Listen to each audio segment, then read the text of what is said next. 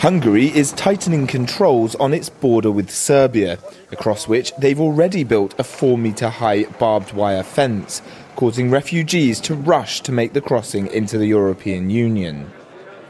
Meanwhile, EU ministers meeting in Brussels were trying to find an agreement on a plan to share the burden of asylum seekers.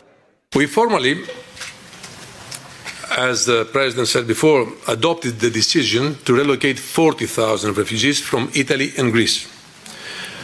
But for our proposal, on 120,000, we did not have the agreement we wanted. The quota system is heavily opposed by Eastern EU states, as they say it will encourage more refugees to come. While the European Union is continuing to try to resolve the deepening refugee crisis, many here say it's calling into question the core values of the bloc, of solidarity and compassion, but it's also raising questions about whether the EU's border-free zone can survive.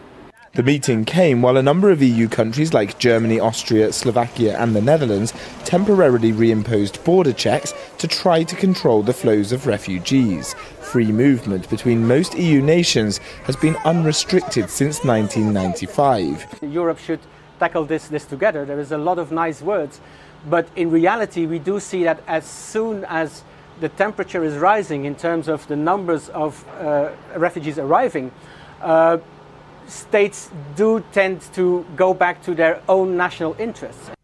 Most of the refugees entering the EU are from conflict-torn countries like Eritrea, Somalia and Syria. And while the EU struggles to find a collective response, many more are continuing to arrive. Jack Parrock, SABC News, Brussels.